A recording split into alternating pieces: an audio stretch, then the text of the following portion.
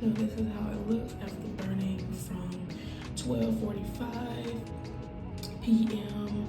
all the way up until I believe 11:30 something. So it's been burning for almost 12 full hours, and this is how it looks. And this is unscented, and there's barely any mushroom. Just got a slight curve in them. I'm gonna see how it does by, lighting them again.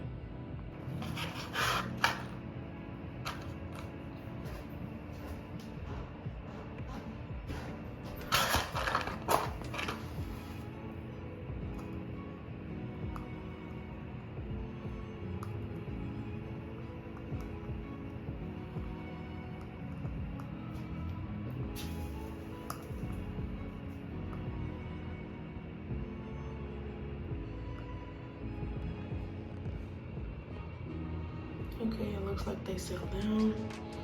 I realized this yesterday, one flame got a little high. And I think that's the one with the littlest amount of mushroom here. So I'm gonna try to chop off a little bit. Not too much though. Yeah, just a little bit like that.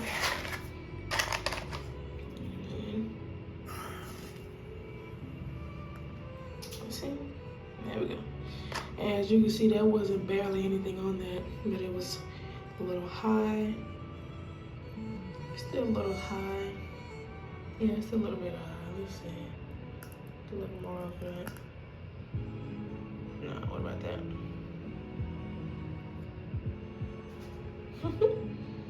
Just playing around. Let me see, because I know it curves a little bit. Okay, it's a little bit better.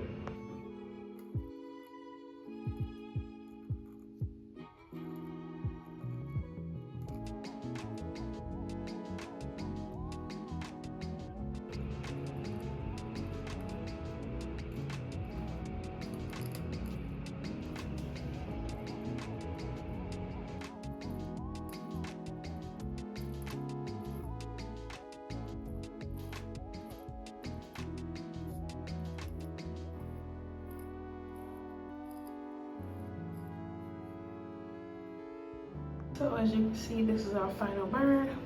I did a little trim and the flames are still good, and which I was afraid of them being a little low.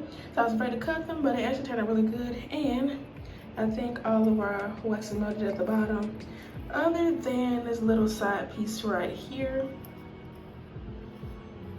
Yeah, so these did pretty good. There's a little bit, let me turn that on.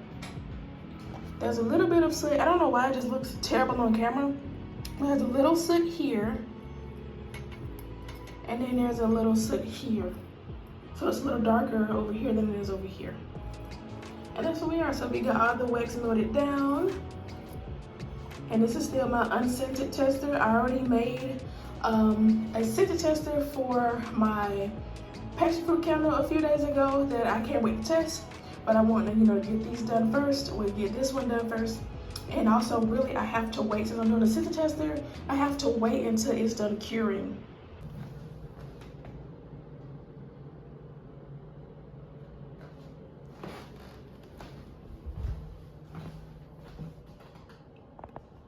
So as you can see, I've been cleaning up my studio because we should be moving in a few months. So I've been going through all my stuff, and so I put all of my tester jars in here of these. And these are some that I got from a family friend. And this is the box that I'm gonna be selling stuff from. And this is like a main material box for all that stuff that was up there. So I forgot I had, I was looking for. That's how it's gonna be easy way to move that.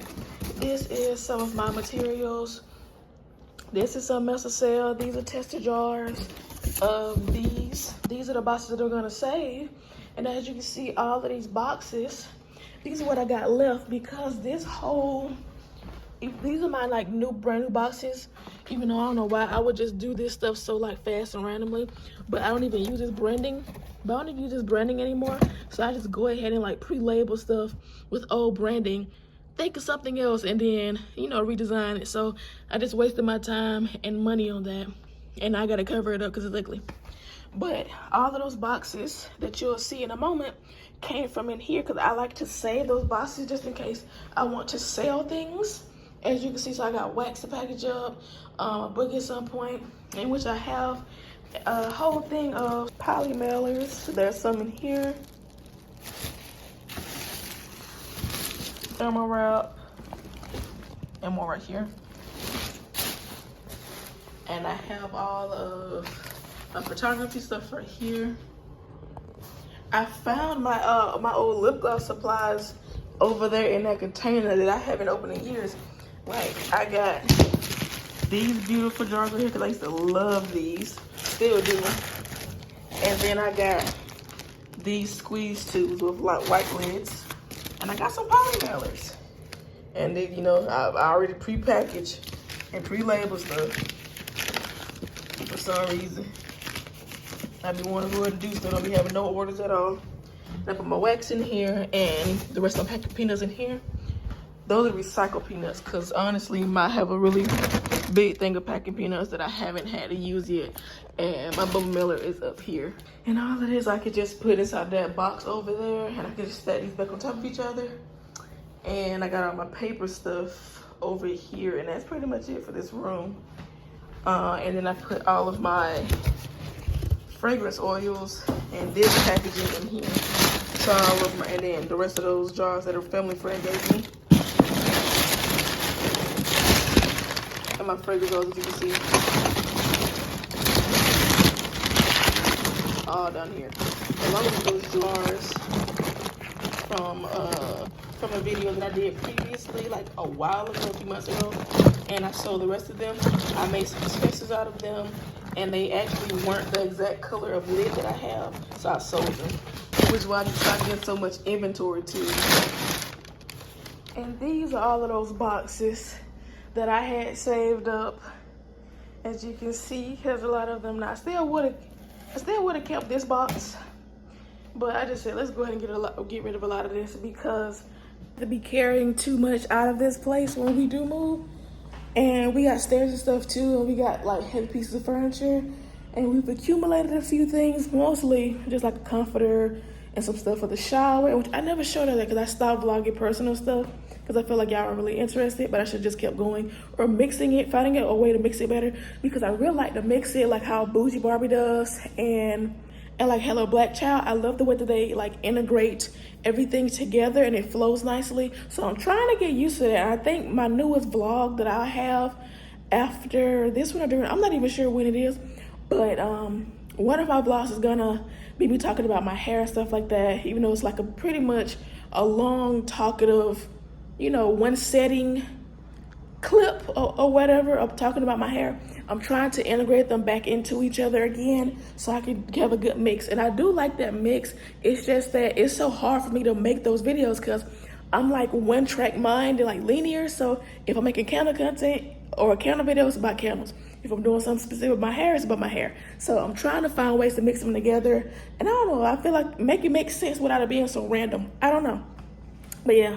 Something else random I did, I printed these out. Trying to find what type of label design that I want. Well, I've been Googling and doing some research about apothecary jars and how people label them. And I'll put up a few of my inspiration pictures, but I see how people line their bottom stuff up like this. But as you can see, there's a lot of space in there. I also made the label a little longer because my initial labels were 3 inches long, but the text is really small. I don't know, it's probably honestly just because of how Avery printed them, to be honest, and how their template was. And it could be because I made them small on Canva as well, because I use Canva to design my labels. So I'm trying to make sure that my words are really big this time and like legible. So that's what I've been trying to do. It looks nice, but I feel like it could be, you know, perceived as cluttered. This one is an idea that I got from a few of those pictures that I've been seeing. And as you can see, I've made it an entire inch longer. So my thing too, I've been trying to see, do I want it to be 3 inches, 3.25 inches, 3.5 inches, or 4 inches? So I've been going back and forth on that. I don't know what length I want it to be. but I do want it to be long enough to where I can spread my words out and have it be legible and bigger. Now, when I get those 16-ounce jars or 22-ounce jars that I can make 16-ounce candles with, then it'll be a lot easier, and I can do my original label design, you know, with the, you know, have a lot more space in between or whatever. So that'll be the best. But I've been running through some of these designs, and I think they look pretty cool. All I've honestly done for the most part, and which I'm glad I did kind of see this, because I was just making some of the fonts bigger, like these three. So these three are have the same premise down here, and as you can see, well, actually this isn't even my original label design, because this one, they weren't next to each other. So okay, so that's the whole design for this, I guess, because really this was smaller and this was stacked on top of this, and I had grams here. So actually this is not my original label design. I could put it up on the screen for you guys to see. So I guess what I was trying to do was, the inspiration pictures that I seen, I just went with all linear, just going down here, and I just wanted to see. So what they did different was put the notes down here instead of here. So that's why that's like that, yeah. And then the rest of these are pretty much the same thing, other than the main candle name or candle scent font is just a lot bigger. So as you can see with this one, this could have a little bit more space. I tried to put a dotted line on here so I could see exactly where to cut, but I wasn't exactly sure how much of that line to cut off of, because it was a border. So I don't know if it's actually cutting into the actual size of the label or if it's on the outside of the label. I don't know. This one is definitely probably too big, so that's probably a no. This one I think is nice. It gives me a little bit of size on the side. But what I will say about it is that there's a lot of little awkward, it's not a lot, but there's a little awkward space right here, and I'm not really sure about that. That's why I tried to make it a little bit bigger and scoot it down a little bit. I just feel like it's a little bit empty, but I think it could work because these jars are very, like, you know, small and short.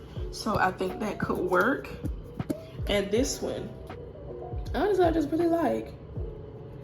But I just feel like, I guess since the scent notes are so big here, I think it gives me less space. But I do, as you can see, have space in between my brand name and the candle name and the scent notes and this down here. So I don't know. So obviously I'm leaning towards this one a little bit with this one. I think that one, and this one is definitely too big. So I think I'm leaning towards these, but I also have to see, I also cut them out this way too and added the border so I can make sure there was exactly at least 4 inches. Okay, so I just used a piece of a fragile sticker and rolled it up so I can put it on here. So I see that it is very long, but that's probably on camera. In person, I think it looks nice. I think it looks nice in person.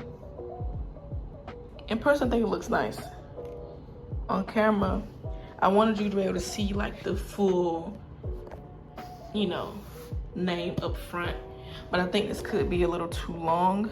I'm not sure. So I could possibly go with 3.75 at least, maybe even 3.5. I'm not exactly sure, because I think 3 is going to be too small. But that's all that I knew. Now let's go with one of these. And I say, it also doesn't help at the fact that this is a white label. So now my idea for these labels is to get a like kind of beige colored textured label background with bronze foiling font for my letters, and also get them embossed. I think that's how you say it. So that's my idea for the labels. Now, if this was clear, this will have a better chance of like looking better to me, and also like looking better on camera with how long it is. So these sides, you won't really see that, you just see name. I wish that I knew the sizes that people were using, because they look amazing. They look absolutely gorgeous. But at least I kind of made it work. So what I will say with this, I don't know, I feel like this is cute, but I feel like I would have done it justice if I actually had a sample label. Like, that's what I need. but that could be expensive. The labels are already expensive, and I'm trying to see, do I want to start with the ones that I really want, because they could be expensive. I could have to wait longer to get them, not even like them, or I could start with the clear labels, you know, for my original design, and just go with them, you know. And if I like them, I keep going with them, or if I use them in the beginning and then change them, you know. So I don't know. I just don't want to take product photos, you know, just to change my label again. I don't want to do that and make all the other stuff and content and stuff. So that's why I want to be able to just choose my label design and just keep it that way. This is cute, but I think if it was clear, it would have gave it a better chance at making sense. And because this one is so cluttered, I think this one looks a bit better because of that background. And I think this shows a little too much background. That's why, even if it's like this now, maybe just because on white paper, I don't know. But imagine this on my texture paper, then, you know, would it still be too much? And when it's not even too much, it's not a lot. It's just, it looks like a lot. But this, you could say it was cluttered, so. But at least you can see it. That's all I got. At least you can see it. So, I don't know. I do not know. Good morning. I know these clips are absolutely crazy because they're just so like sparse. And of course somebody pulls up. So I am at work. I'm here early. I just got some breakfast. I had to change what I got because I usually get like a sausage McMuffin and a hash brown. And it's on a deal, but they was out of sausage. So I had to cancel. So that's annoying. But yeah, I'm trying to get my hair did later too. I'm trying to save me some money right now. So I want my mom to do my plaits and I'm gonna do my own crochet. I just gotta get some wrapping hair, but that's if she's gonna do it today, so I need my plaits done. And I've just been honestly feeding my hair with water with some leave-in conditioner mixture, and that's pretty much it, honestly. So that's going. So I think I really want to cut it, but oh, and I'm gonna show y'all my curls too. So I don't know where in this video that's gonna be about, like, you know, the natural hair, because I think that video's already done. I just gotta finish editing the end of it. The last time I washed my hair, for some reason I actually just paid attention this time, or maybe I put more care into that side or more conditioner into that side. But I saw my curls and they're so like, oh, they're so cute. They're so cute. They shrink up really bad though, and my hair dries up a lot because my hair is high porosity, I believe, because my hair like ends up being really dry and it soaks up whatever it you know intakes. So that's why I've been spraying it with water and that stuff. But that's pretty much what I've been doing so far, just for my hair until it gets long enough for me to feel comfortable enough to cut it. So I at least feel like I can do like a straight up wash and go like after that, and it'd be like at least here. So like my bottom does come to at least here, well when pulled. But I don't know how this is gonna do. You know, the further it gets, you know, the weirder it kind of lays. So I don't want it to be an afro. I want it to be like that. Look at that pretty lady. Gee, I'm doing my baby hair. Hi. Okay, so I ended the clip abruptly yesterday because it was just, I wouldn't say it's hectic. I was just getting stuff done without really filming. I filmed a little bit, but not much. I have been doing my hair myself. I let my mom do my parts for me, and I'm going to work right now. And I did a few last night. I was moving pretty fast. It's actually not that hard. Now, I do need some more practice, of course, but it's not that hard. I just hope I can take them out because it's not done professionally. Look at that right there. I hate filming like this. But I need to get some clips in, and I'm already a few minutes behind, so I don't need to be sitting trying to wait to get some clips in and find a quiet spot. So I'm gonna just do it here right now. But yeah, so it actually wasn't that difficult. I bought me one pack of hair and some Latusa lip gloss because I'm not trying to spend that much money, but I wanted to buy myself something, and I did buy some fragrance oil. So that's another thing too, because I'm trying to make more content to where I'm just going back and forth or whatever, because all of it's a part of my life and lifestyle and stuff like that. That makes sense. So yeah, getting off topic of the hair, because I can show y'all that when I get to my destination. But I bought the fragrance oil, so I'm going back and forth on whether I want to get my tested fragrance oils from Candle Science already, if I want to get 4 ounces, if I want to get 16 ounces, if I wanted to wait and test more fragrances so I can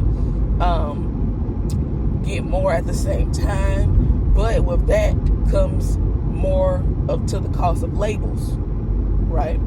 And then I was thinking, okay, maybe try a different supplier because the counter sign does not offer 8 ounces.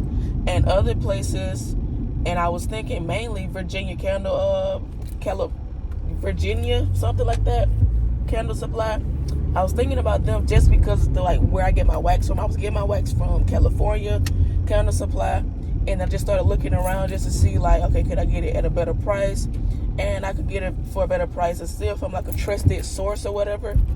Plus they have like other like coconut waxes and waxes for like tart waxes, and I like to get all my stuff from one like person anyway. So I was like, okay, they got a few little good things about this, right? I'll probably get it from them next time.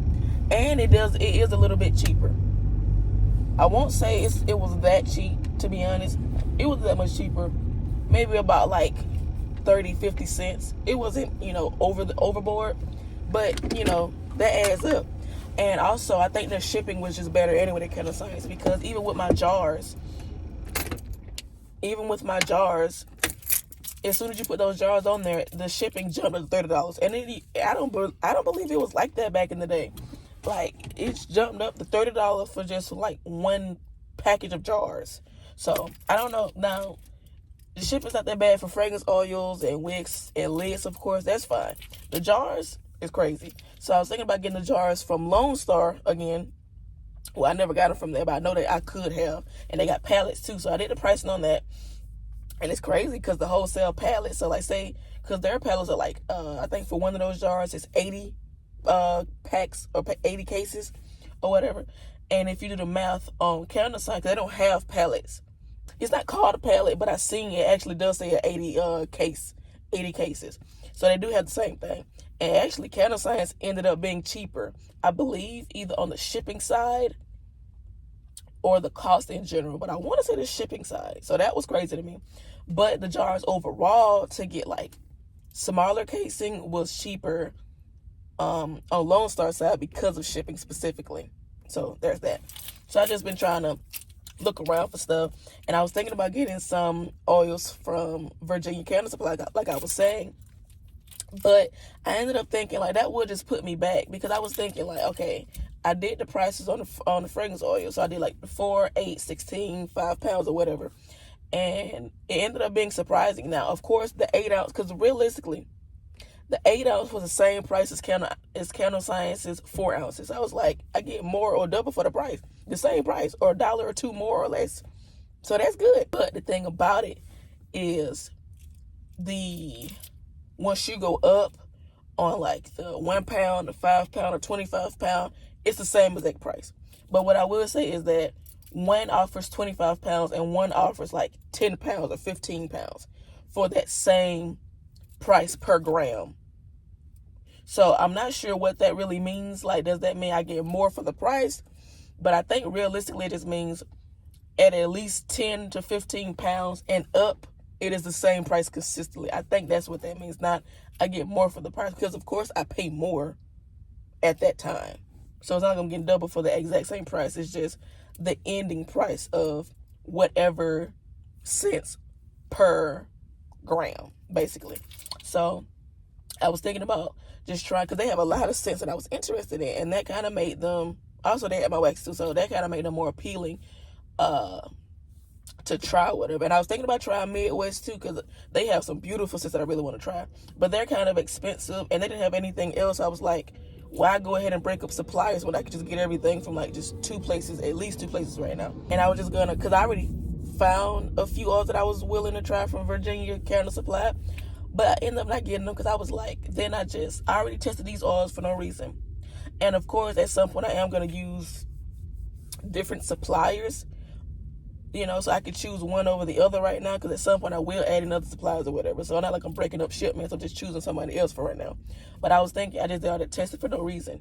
And once I go past the 16 ounces, the price is still the same consistently. Now, it would have been smarter, because right now, not even just for whatever my candle costs, per gram right now literally is like $3.11 for that 4 ounce. $3.11 to make that candle. And that's before you even put the equation in for the candle formula, right? It's like that $3.11, which is crazy. That's why it would have been smarter to get the 16 ounces, but it would have cost me more time. And I've already been, you know, creating the listings for the products and ideas and stuff like that for the other scents that I've already tested. And I ended up just going back to the basics and going just to get the 4 candle scents of 4 ounces from Candle Science for like $53. Because if I would have got the 16 ounces, and that would have been $127. Even with the 16 ounces from Virginia, after I had to buy the 50-something costing sample fragrance oils, and I tested them if they worked or not. And also, there would have been more of them, so I possibly would have had more scents. I would have had to either choose or have more scents in the line, so it still would have cost me. And even with those 16 ounces, it would have been $100-something plus dollars.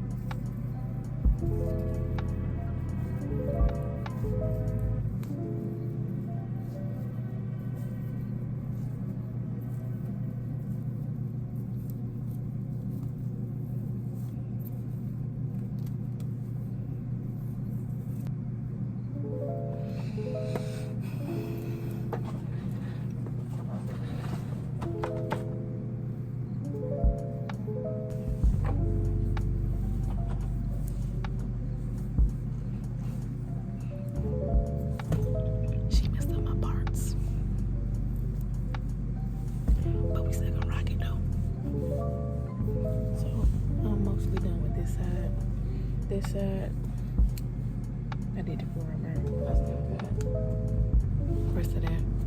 Honestly, since I'm not sure about the boxes, I am kind of now. I see that it's kind of full, but I was like, how she did them, I thought it was big. When I realized, I was like, maybe I'm gonna take some more of these and I'm gonna double them up in the back or in the middle, so you can't really see it. I may not do that now, maybe for a few of them, I don't know. Because I have a lot of this hair still. I've only used like, I had 6. So 2 so far. I think I'm on my 2nd pack still. And also, no, it gotta be my 3rd. It's my 3rd pack. 2. I don't know. I feel like it's my 3rd pack. I don't know why. Maybe I got 7. I just one I got 6. But hey, because I only have 4 in here. And I have this one that I brought with me, and then there was more that I think I left at home. You know what? I think I did bring it. Yes, I did. I stuffed it in my, yep, I did. So this is only my, it still had to be 3 because I finished that one. This is my 3rd pack so far, and I'm almost done. I may need, of course, like maybe another and a half, or maybe 2, because I still got like this almost whole side. I pretty much finished this one. I'm assuming that's because I'm right-handed though.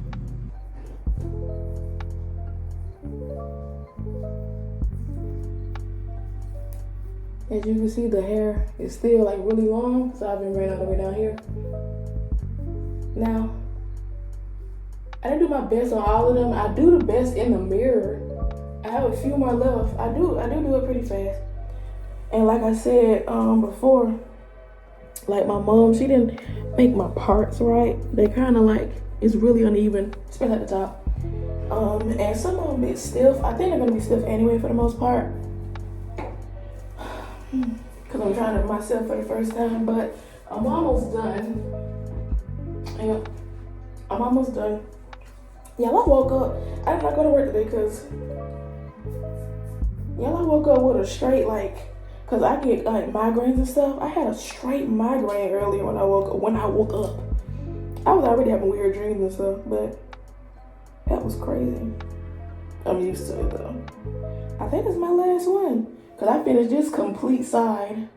And as I can see in the back, they're extremely puffy. So my hair is probably out of them. Cause I didn't really wrap it right. Those were my tries. So I started in the back too. Those are my tries. I wanted to make sure I had enough hair. That's why I would have preferred to start in the front.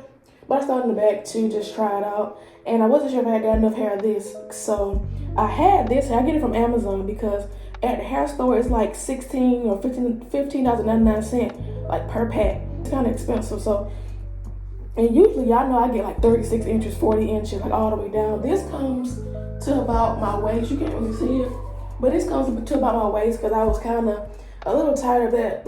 It was just heavy. Especially when I don't feel good. It's just annoying to lug around. And then also I wanted something a little bit more appropriate for work and stuff because that was my thought.